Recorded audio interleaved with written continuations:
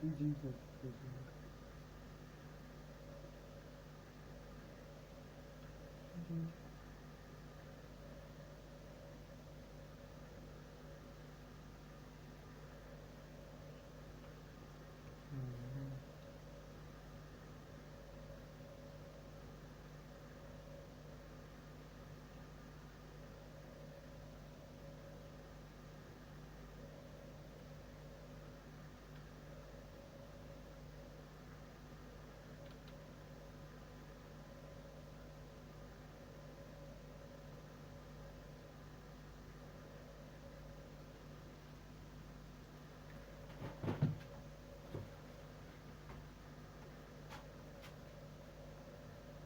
привет!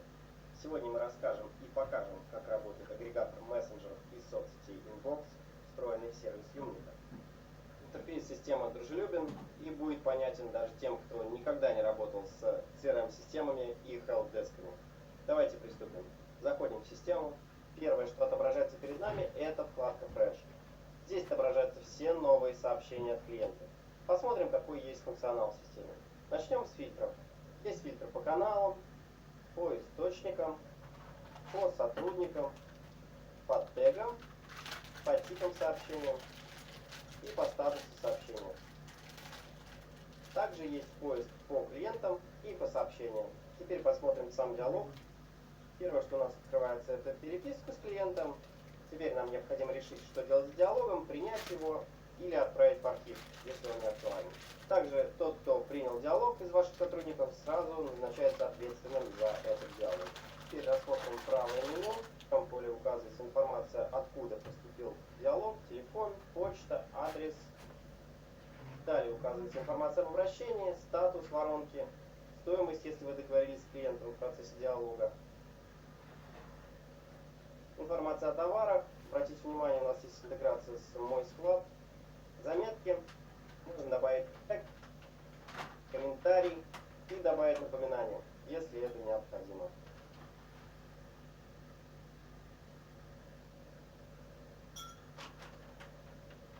Теперь рассмотрим само окно переписки, указываем текстовые сообщения. Можно выбрать, куда отвечать. В данном случае у нас подключен аккаунт Instagram Direct. В случае, если у вас подключен Instagram комментарии, вы можете выбрать, куда отвечать клиенту. Директ или в комментарии. Шаблонные ответы. Хлопачаны, на одном из недавних стримов, который проходил 500 лет тому назад, мне один молодой человек задал вопрос. Дословно, нахуй ты играешь в ебучий ДДР, когда есть мизери? И меня осенило. Во-первых, это что надо банить таких долбоебов, которые, блядь, указывают мне во что играть. И во-вторых, действительно, нахуй нужен ебучий ДДР, когда есть богоподобный мизери. И вот я все скачал, вы посмотрите, даже ярлыки указывают на то, что ДДР это серый кусок параши, блядь, который никому нахуй не нужен, а мизери это что-то яркое и увлекательное. Блядь, не могу ничего с собой поделать, я прям проникся модом,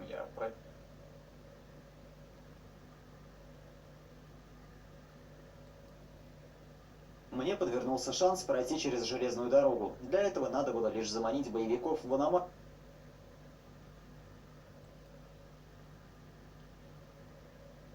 Hello everyone, welcome to my channel. My name is Akira, I'm a pianist, piano teacher and a translator who's lived in 3 different countries. On my YouTube channel, I'm posting my performances as well as videos about music and not about music, whatever I find interesting. So please subscribe and hit the bell button next to it, so you'll get notification whenever I put out next video. Today I'm going to talk about voicing. Voicing in piano refers to playing certain part of the music louder or softer or in different tones so you can distinguish from the rest of the sound. To better understand it, I'm going to play a few examples with and without voicing so you can hear the difference. Here's the main theme from Pavan for Dead Princess. This is how it should sound with proper voicing.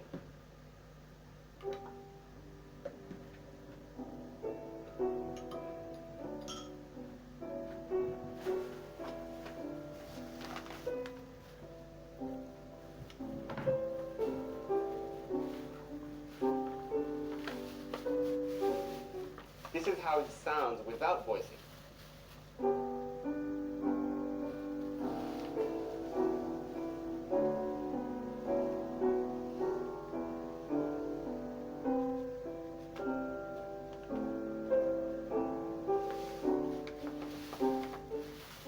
correctly, you can really hear the melody standing out of the rest of the sound.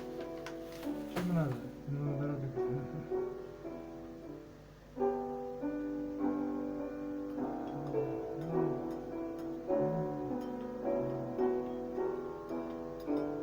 And it gets even worse when the music gets more complicated.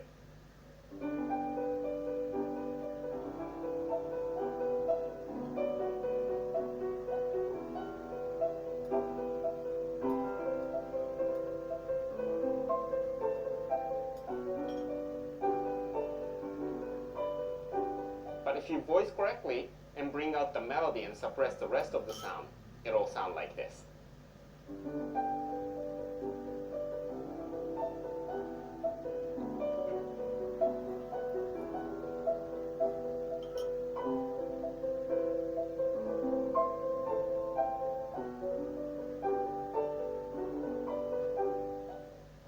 One of the benefits of piano is that you can play the entire music by yourself, from the bass to soprano.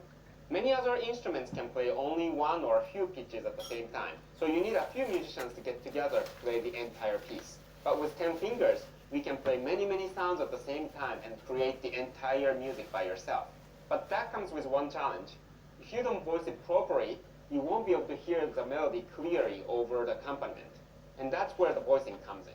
I feel like voicing is one of the most neglected topics taught by piano teachers. And even though I had many wonderful teachers, I feel like I really found out how to do voicing in college. I knew as a pianist I had to bring out the melody over accompaniment, but I wasn't quite sure how to do it. So today I'm making this video so that you can have a head start on it.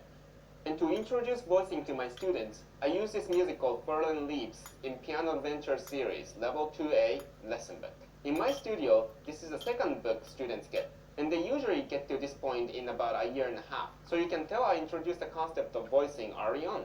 I'm going to play this piece once so you can hear how it sounds.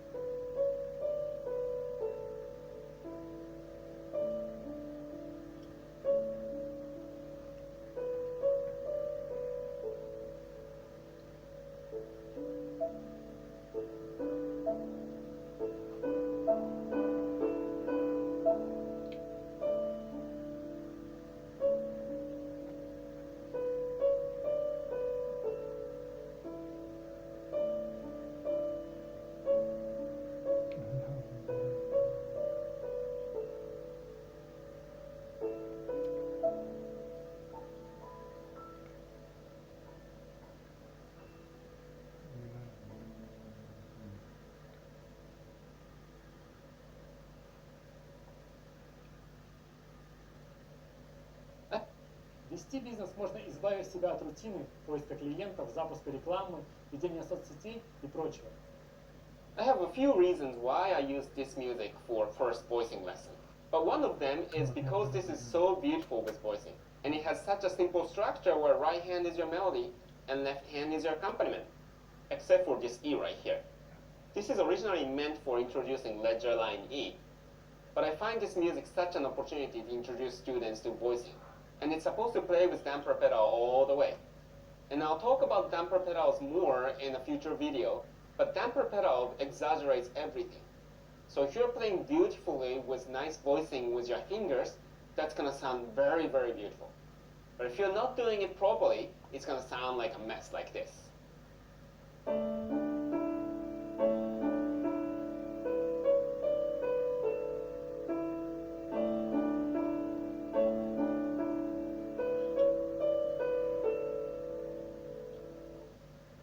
You can't even hear the melody.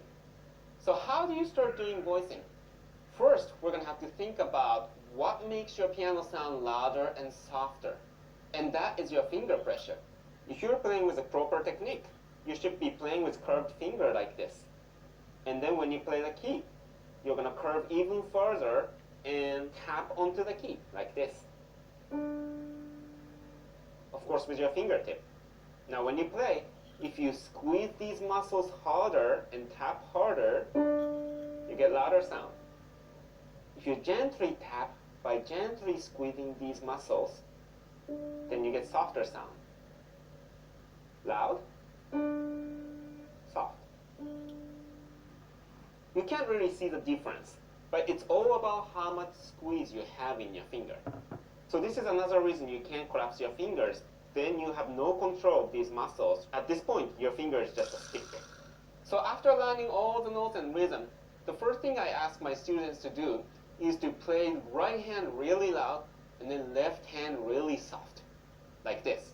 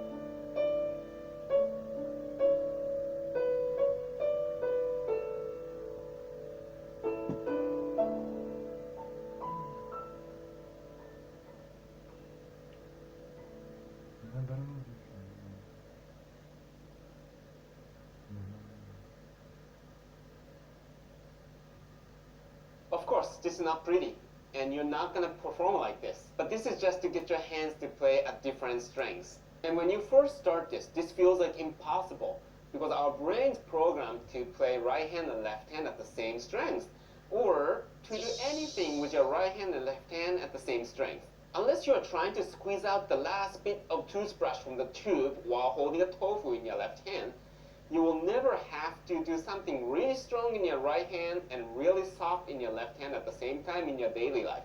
So this is the exercise I make my students do during the lesson. You're going to take the first two notes you're going to play together in this music. Left hand A, right hand D, and play the left hand really soft and right hand really loud. But not at the same time, but slightly off from each other. So like left, right, like this. And you repeat that a few times and get them closer and closer.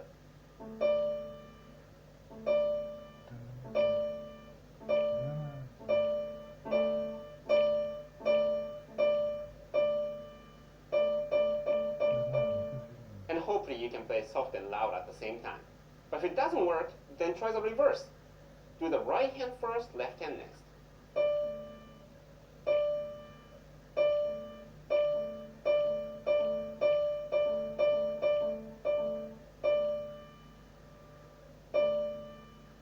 And let's hope you can do both hands together at the same time. And you do the same thing with the next notes together. Left hand A and right hand C.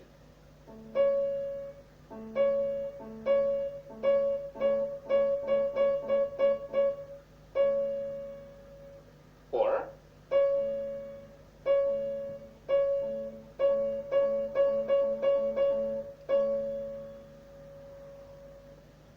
now keep in mind, this is really, really difficult. So when you do for the first time, most students can't do it both hands together. So they're going to have to go home and practice this. And hopefully after a week of practicing in the next lesson, they can play for me like I played before. Some students master that in a week, while others take a few weeks to do so. But everybody eventually gets it. Once the students can play this music with exaggerated voicing, then I introduce them to arm weight. Have you thought about how heavy your arm is? It's very, very hard to feel because your own muscles can lift it very easily up and down. And you almost don't feel the weight of the arm, but your arms are pretty heavy. Try to sneak up to someone while sleeping and try to lift their arms. It's going to feel very, very heavy to you. When you're playing the piano, while playing the key, all of your arm weight is going into the key through your finger. That is if you are playing with a curved finger properly. But when you're playing normally, your arm weight is always on. And arm weight helps you play clearly with more projective sound, like this.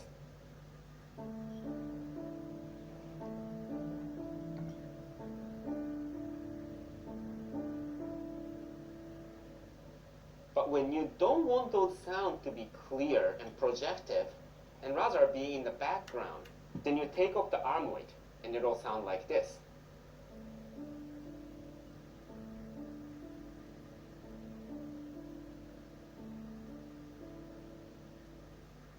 hope my microphone's picking up the difference.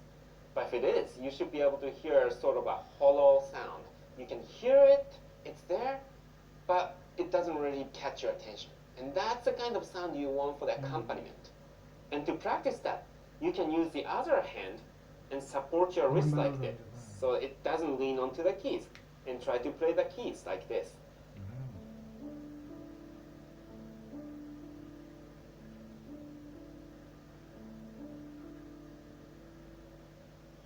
It's gonna feel very, very weird for the first time because you're so used to using the arm weight to play the keys up until this point. But this is something new, you have to get used to it. Like when you first started playing the piano, you had to keep your fingers curved and you had to get used to it. It's the same concept. But in reality, you can't always use right hand to support the left hand because your right hand should be playing the melody. So you can do this. Lift up your left arm a little bit higher like this. It's gonna feel pretty awkward, but this is gonna force your arm muscle to support its own weight and play like this.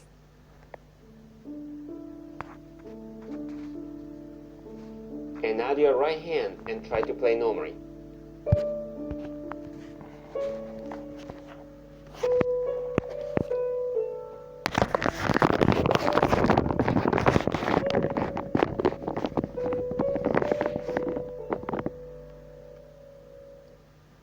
When you're doing this, it's gonna feel very awkward because your left hand is lifted up, right hand is lower, so you feel crooked.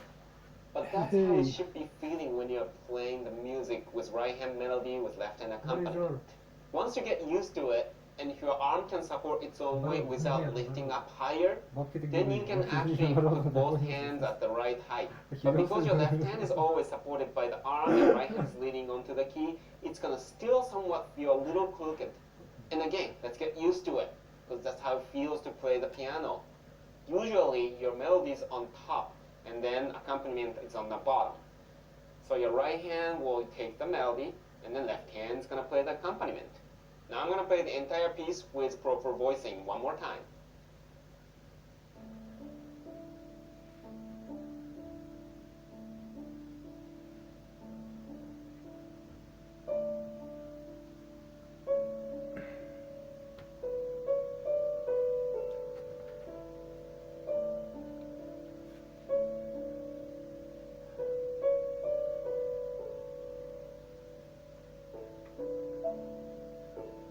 Кто здесь? Здравствуйте, до свидания. Привет. Привет.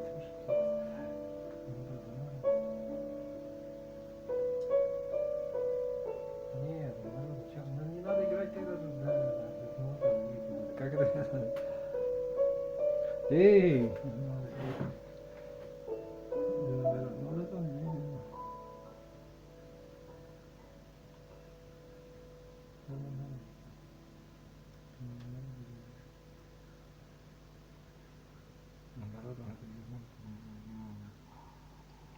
For the final note, now that students learning arm weight technique, I usually have them take off both hands' arm weights off.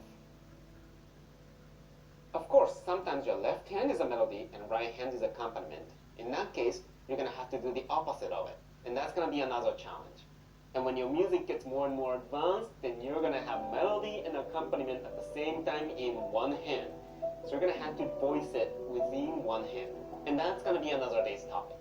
But I hope this video is gonna help you start thinking about voicing, practicing how to do the voicing. And if you learned something from this video, as usual, please hit the like button so YouTube will know I'm putting out good content. I'm planning to put out more tutorial videos in the future, so if you haven't subscribed and hit the bell button, please do so that you won't miss my next videos. If you have any comments or questions, please leave them in the comment. I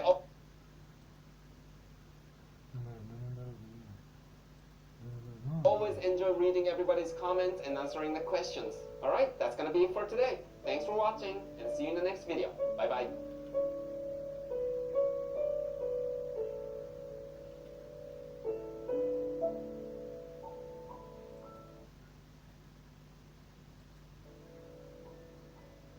Наоборот, ну нет, ладно. Да наоборот. Нет, нет.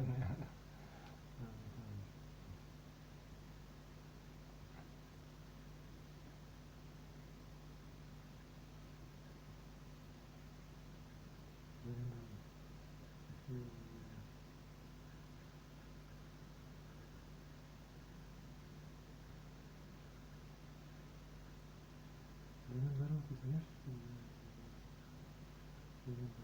Hello everyone, welcome to my channel. My name is Akira, I'm a pianist, piano teacher, and a translator who's lived in 3 different countries. On my YouTube channel, I'm posting my performances as well as videos about music and not about music, whatever I find interesting. So please subscribe and hit the bell button next to it so you'll get notification whenever I put out next video. Today I'm going to talk about voicing. Voicing in piano refers to playing certain part.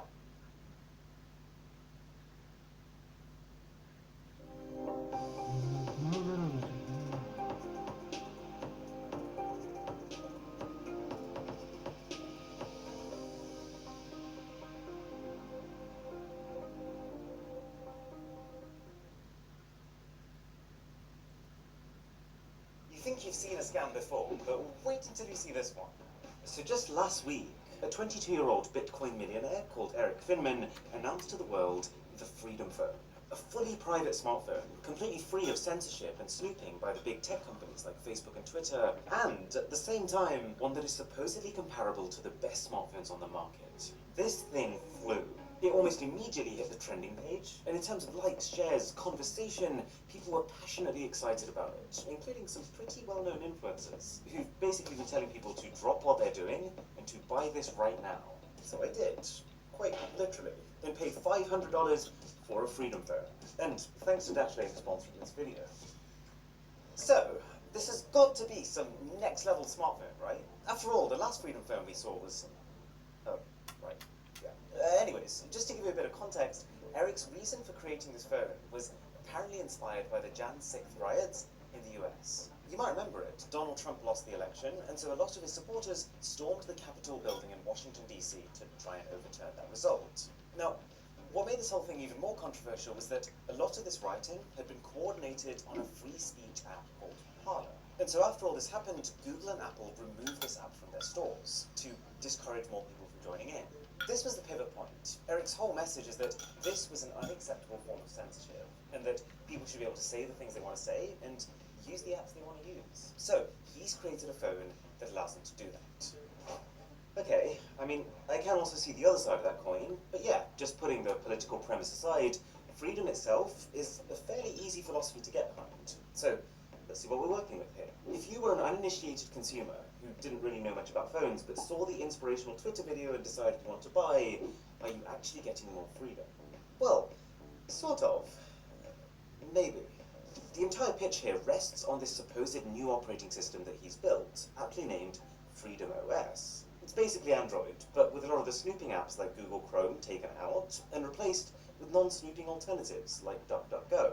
Bit misleading that he's pitching it like it's some revolutionary software he's built from scratch, but we'll let that slide.